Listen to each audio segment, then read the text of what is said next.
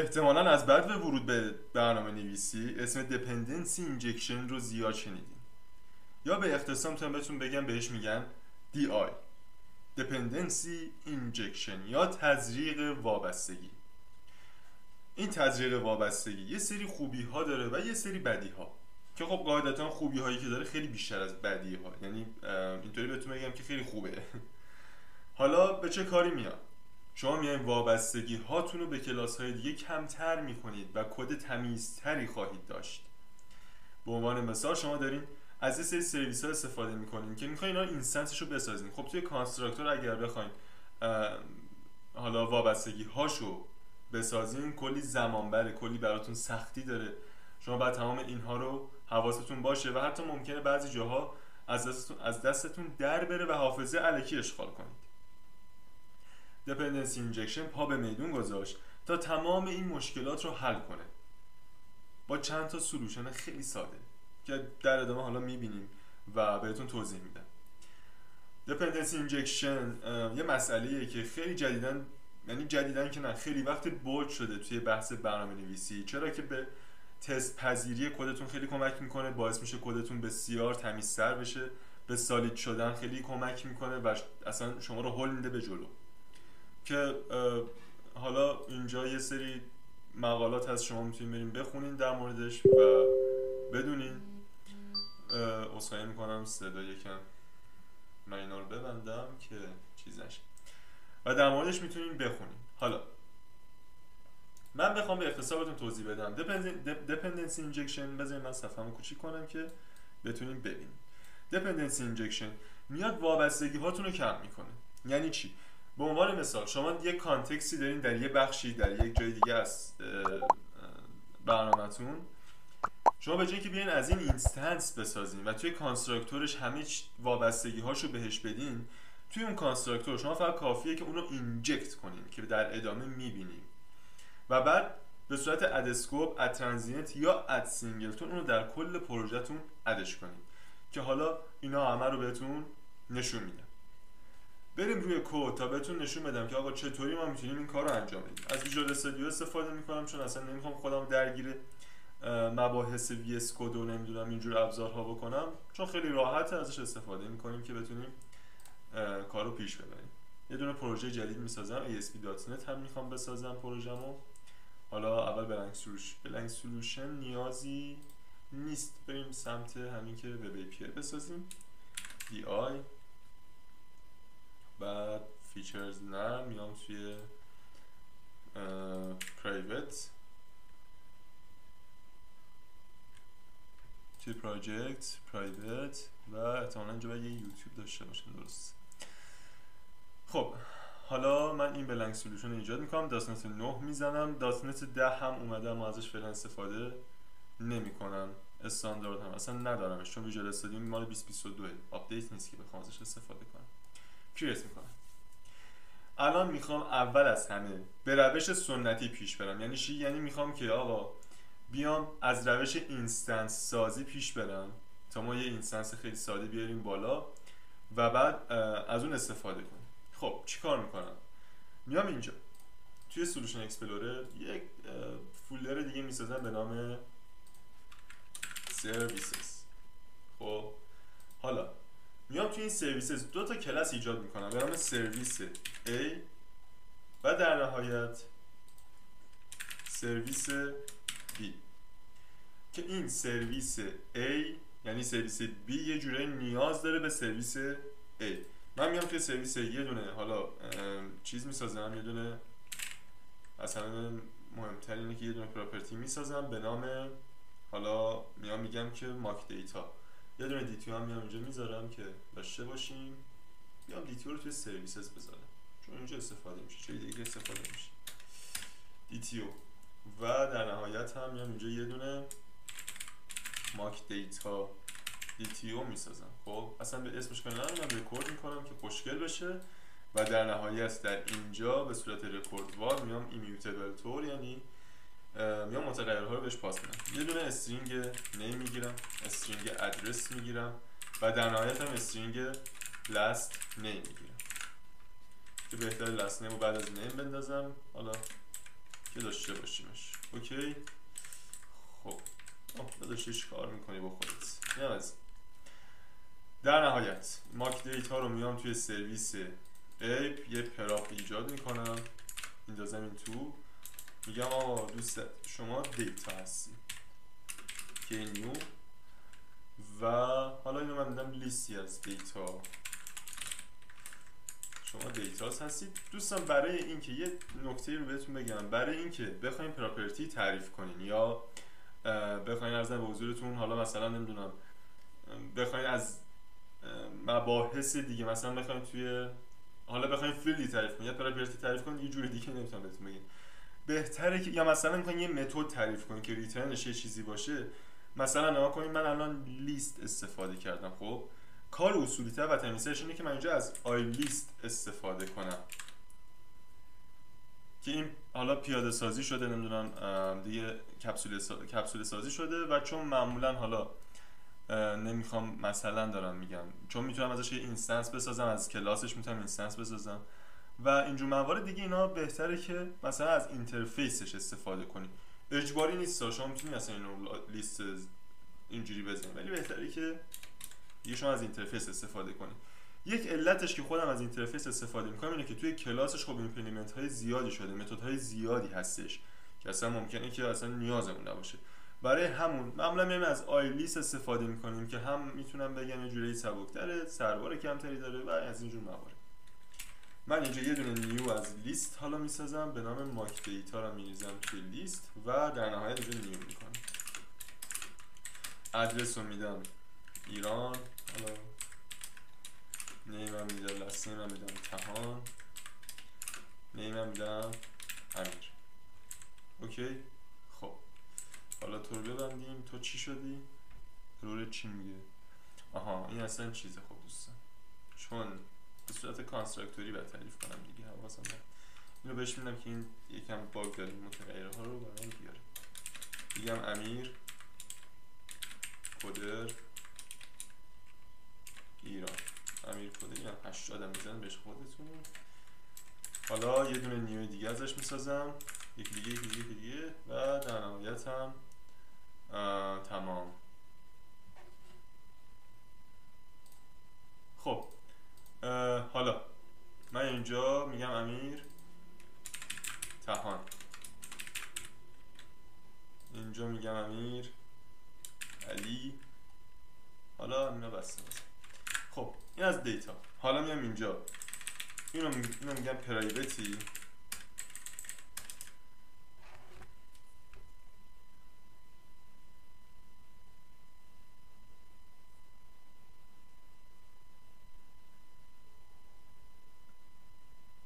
سلام جان، تو خونم دارم ویدیو میگیرم. برای چی؟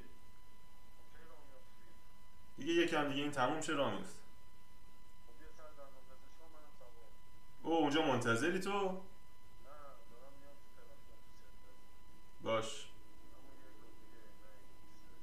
باشه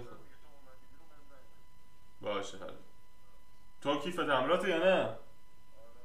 باشه خداحافظ. خب من اینو پرایوتش کردم برای بحث این کپسول سازی و کپسولیشن و اینا. حالا میام یه دونه متد دیگه میسازم که بیام اینو دریافتش کنه. میگم تو ریترنت آی لیستی از ماک دیتاست.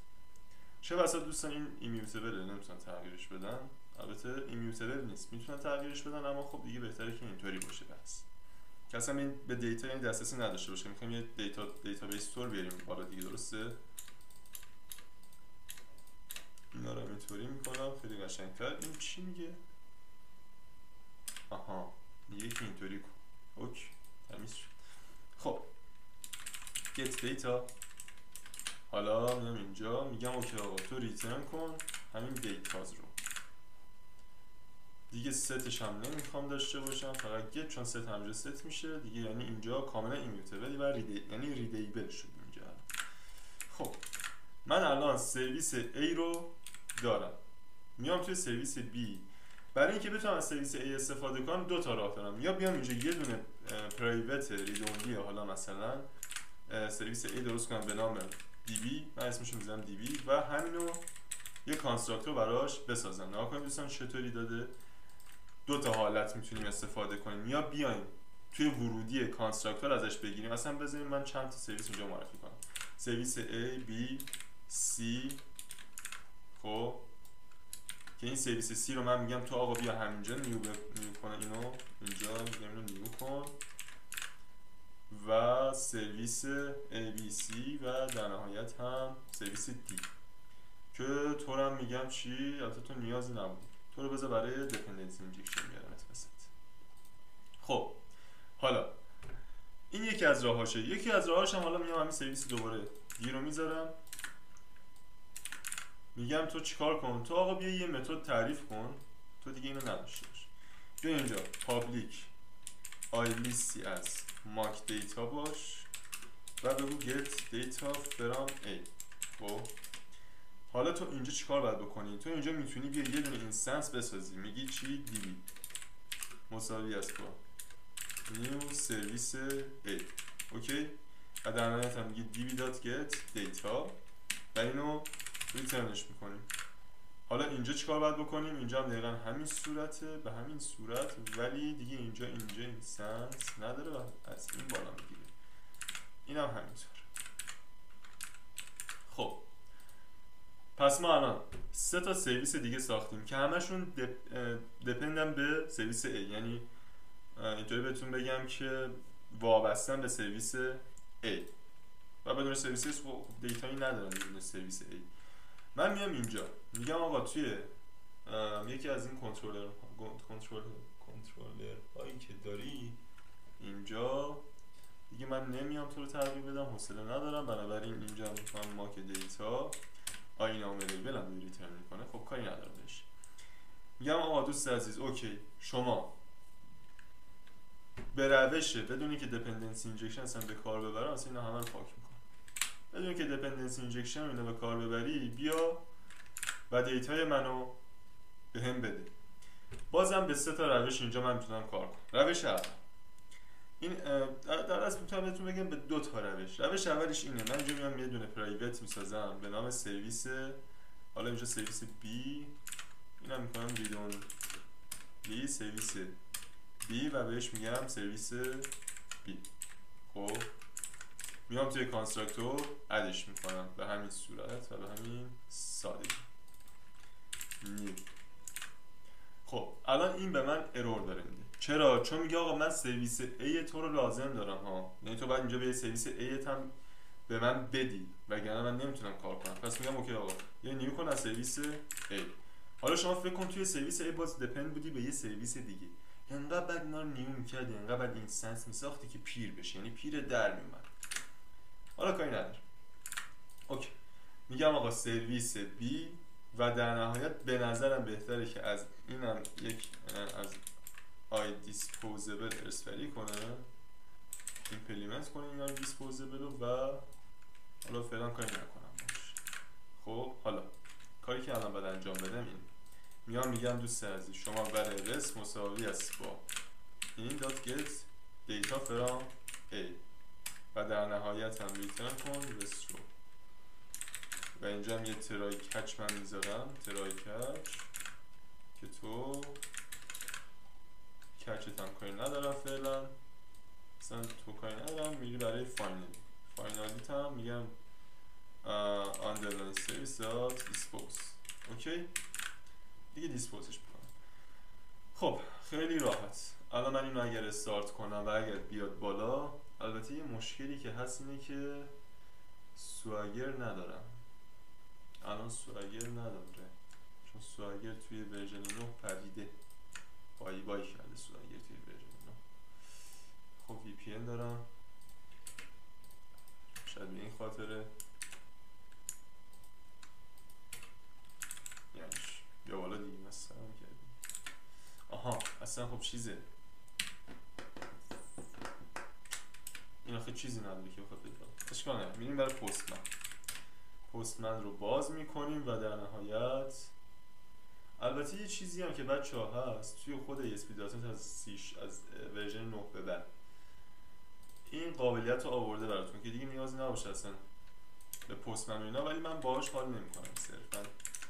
اصلا اینا هم باشه چون این که عوض نشد، این همین. آره همین. خیلی خوب باشه. سند ریکوست کن و اینجا باید دیتا رو بهم پاس بده. حالا ببینیم که چیکار میکنه. چرا هیچ دیتایی بهم نمیدی؟ دیتا بده. بی ادب. خب کجایی؟ اینجا. کنسل کن. کنسل کن. تازه داشت بیل میشد. عجول نباشید بچه‌ها. عجله کار شیطون. خب همونطور که می‌بینید دیتا رو بهم داد و کار کرد سرویس. اوکی. حالا مشکل چیه؟ نگاه کنید دیتا رو کامل بهم برگردون. حالا مشکل چیه؟ مشکل اولی که بهتون گفتم، همونطور که گفتم، این اگر اینستنس های زیادی داشته باشه شما همش باید اینجا بیاین نیو کنین و هر بار که میخواین از این سرویس استفاده کنین هی بعد بیاین اینستنساشو بهش بدین. بهش بدین. شما فکر کن 10 تا اینستنس داشته باشه توی یک دونه مثلا سرویست، هی بعد بیاین اینا رو نیو کنی، هی اینستنس بهشون بدی، هی کانفیگ بهشون بدی. دردسرای مختلف زیاد داره. بریم برای روش دومی که میتونیم استفاده کنیم از سرویسمون. من اینجا میام به جای اینکه بگم از سرویس بی استفاده کن، میگم اوکی آقا شما بیا اینجا ولی سرویس سی رو به من بده. میگم نیو سرویس سی. فرق سرویس سی با سرویس بی چی بود؟ این بود که توی سرویس سی من توی خود کانستراکتور اینجکت کرده بودم و دیگه یعنی اینستنسش رو ساخته بودم و دیگه نیاز نبود خارج از سرویس سی بیام این کارو بکنم. ولی توی سرویس بی نه، گفتم آقا از بیرون تو باید بگیری حتما این نیازمندی تو. توی سرویس سی کار در میاد، یعنی نیازی نیست که بخوایم از بیرون بگیریم. ما هنوز به مسئله دیای نرسیدیم ها، ولی این یه جورایی همون کار دیای براتون یعنی انجام میده. خودش میاد اینستنس خودش رو اون چیزی که نیاز داره رو میسازه براتون. اوکی. حالا اینجا میگم سرویس سی و در نهایت هم میگم آقا تو به جای اینکه بیای سرویس بی رو گت کنی سرویس سی رو گت کن. اوکی. تمام. بریم اینجا یه دونه سند ریکوست فکر کنم بعد سرویس هم بیارم بالا. خودش نمیاره بالا. اگر روی دیباگ بزنم میاره بالا خودش. خب سرویس سی من نگاه کنیم بچه‌ها پر شد و من الان میتونم اینجا ریزالتم راحت داشته باشه. دیدین؟ خیلی راحت. اصلا هیچ مشکلی نبود. سرویس سی مون چی داشت؟ سرویس سی هم اینجا که توی خود متد بود اصلا دیگه. منم اینجا اینو میندازم سرویس دی، میگم تو سرویس دی تو هم اینجا اینی و در نهایت هم یه دونه رفرش و سند ریکوست. اینجا اگر ببینین دوباره میبینید سرویس سی هم به ما ریسپانس خواهد داد. حالا مشکل چی؟ آقا شما بیا فکر کن من میخوام مثلا سرویس A هم به جای اینکه مثلا نمیدونم مثلا میخوام بیام به جای اینکه از سرویس A استفاده کنم از این سرویس دیگه استفاده کنم. چطوری میتونم این کار رو انجام بدم و بهتون نشون بدم دموشو؟ میام توی سرویس B که میرم توی C، اینجا من میام یه دونه پابلیک اینترفیس ایجاد میکنم به نام آی سرویس کالر. حالا آی سرویس کالر. اوکی. من اینجا اینو پیاده سازی میکنم. اول از همه همین رو بهش پاس میدم، میگم آقا تو اینی چی میگه cannot have initializer. اوکی میگه initializer نمیتونی داشته باشی. چرا؟ میتونستیم ها. مطمئنی؟ داری اشتباه میکنی سگه.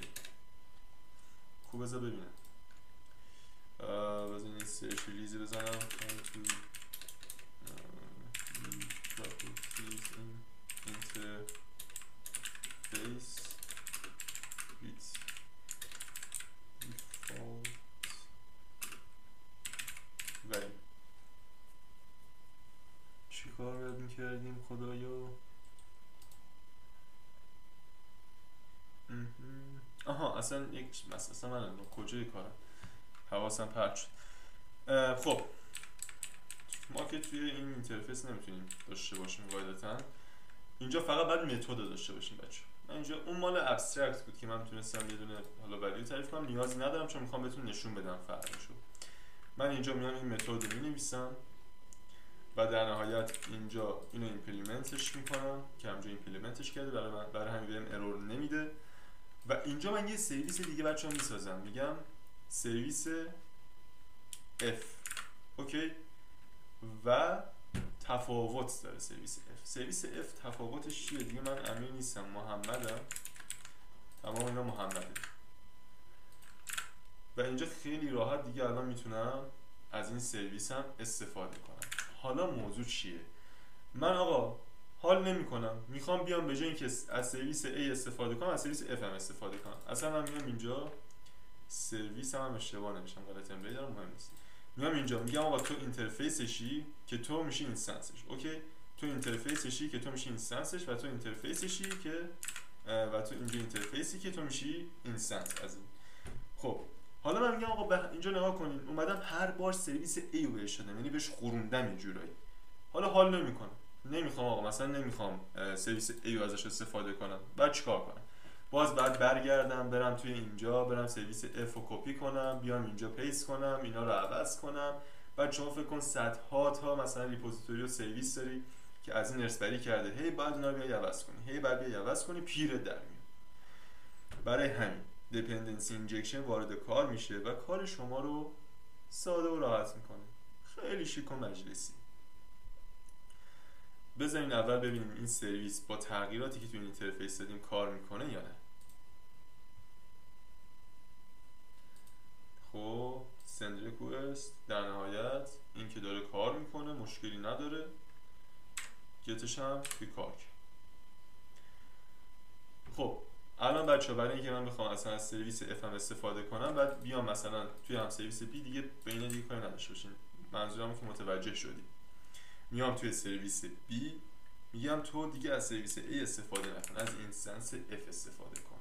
باز بعد برم اینجا یه دونه کانستراکتور دیگه بسازم، بگم تو اینستنس F رو بگیر این دفعه. یعنی من بعد این دوتا رو بسازم که این بفهم آقا من میخوام اینستنس F رو بگیرم. اوکی. و حالا میگم سرویس b.get data، یه هات ریلود فکر کنم میتونم بزنم، بله، و send request. الان برای من چیا میاره؟ دقیقاً دیتاهای سرویس F هم آورد. حالا دیدین که آقا من خواستم تغییر بدم، رفتم کد مثلا سرویس B رو تغییر دادم، رفتم سرویس مثلا بعد این اینستنساشو بعد تغییر بدم، اینستنس جدیدی بعد بسازم و از این دردسرا زیاد داریم. حالا من چیکار میکنم؟ میام از دیپندنسی اینجکشن استفاده میکنم. دیپندنسی اینجکشن یه بدی داره، اینه که خیلی با ASP.NET Core گره خورده و اگر بخوایم مثلا خارج از این فریم ورک باش کار کنین یکم اذیت میشین. ولی من خودم تو WPF مثلا کار کردم، مشکلی نداشتم.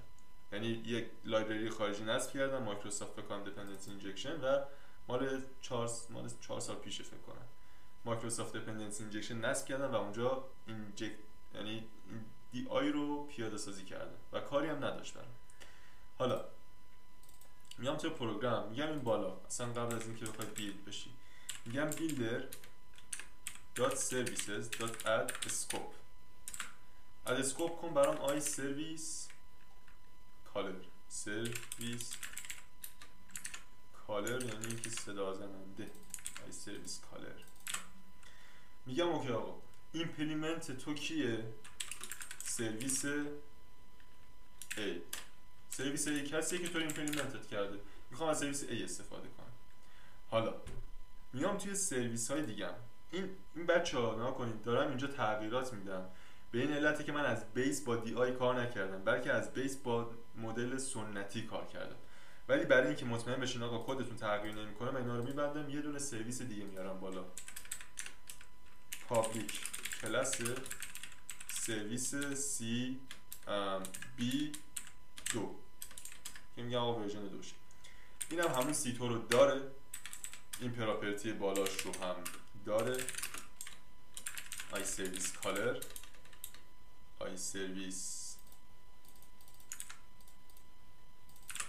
کالر که من اینجا اسمشو میذارم دی بی.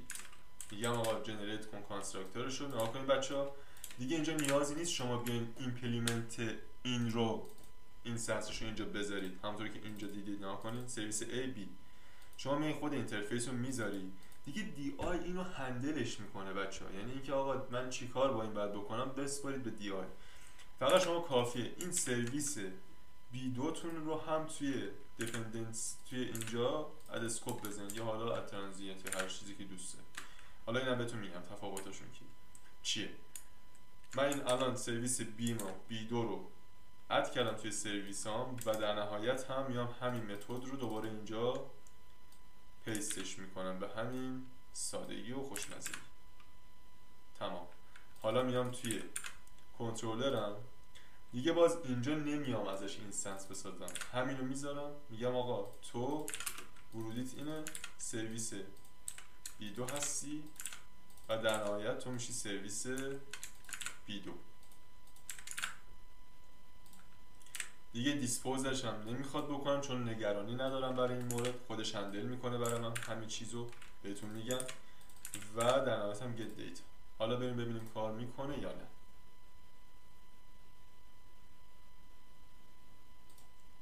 خب دیگه دیباگ نمیخواد دیگه، send request و request من میاد.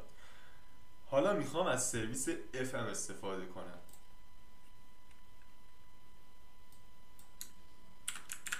به همین سادگی سرویس F جایگزین سرویس A شد. خب این هنوز چیز باید یک هات ریلود به اینجا. خب انگار که چیز باید بکنم واسه ریستارت.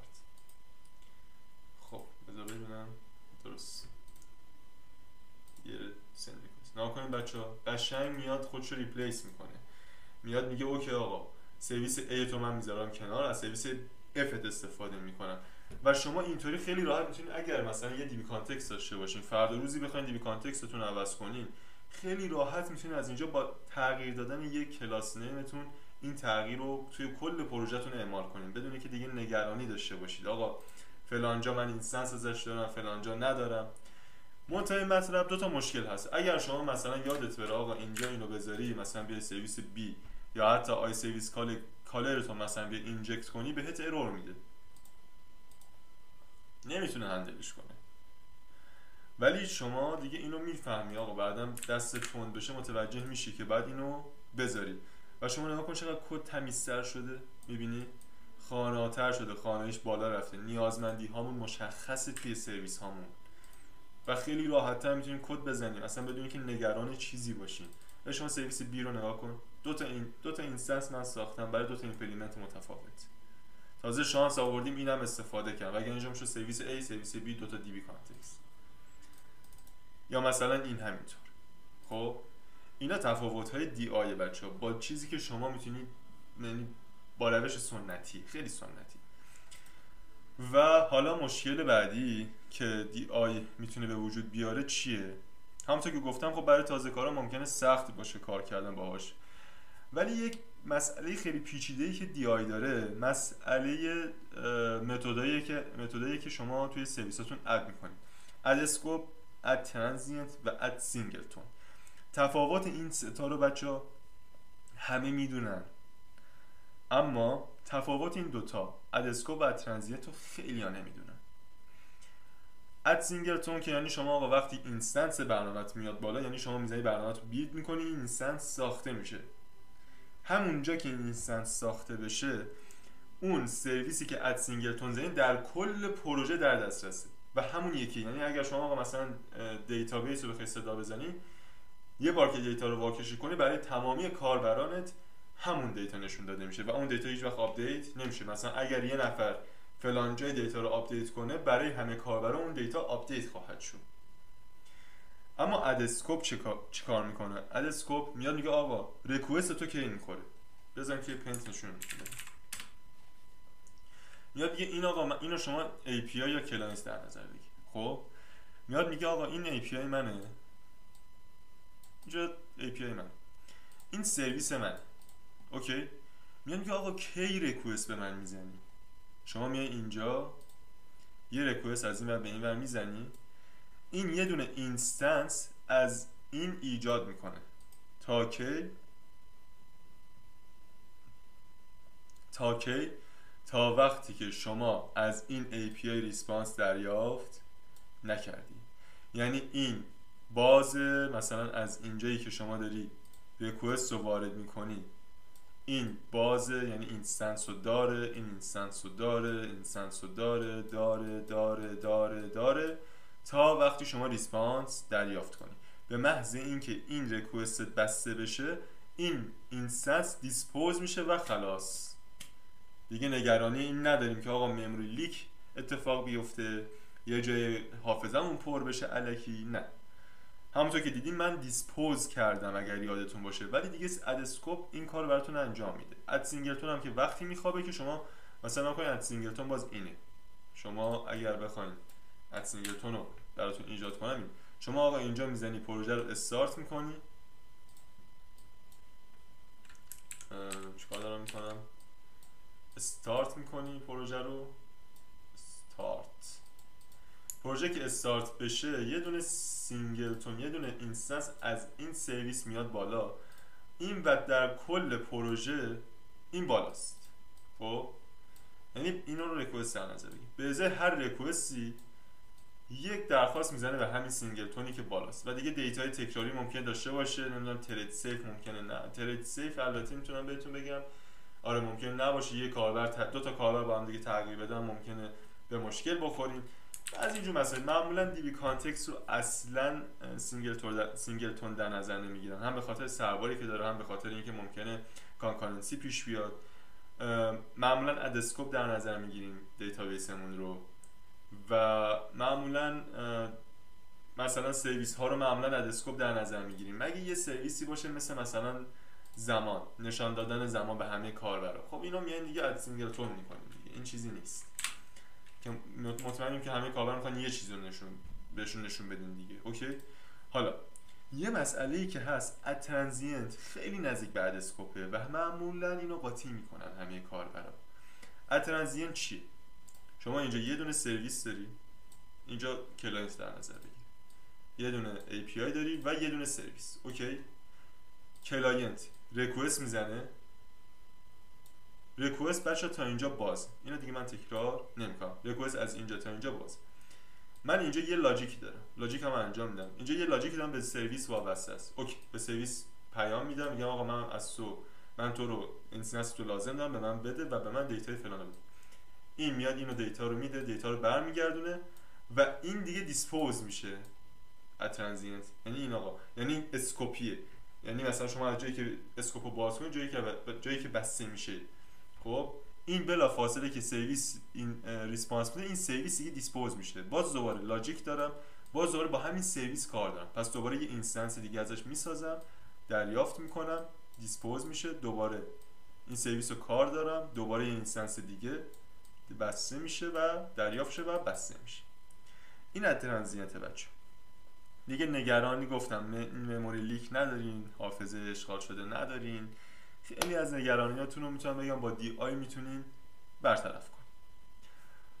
و دیپندنسی اینجکشن پس اگه شنیدین دیگه نترسین، خیلی روک و مستقیم توضیحاتی که بهتون دادم بهشون بدین. امیدوارم که این ویدیو براتون مفید باشه. اگر دوست داشتین لایک و سابسکرایب فراموش نشه. تا ویدیوی بعدی، بدرود.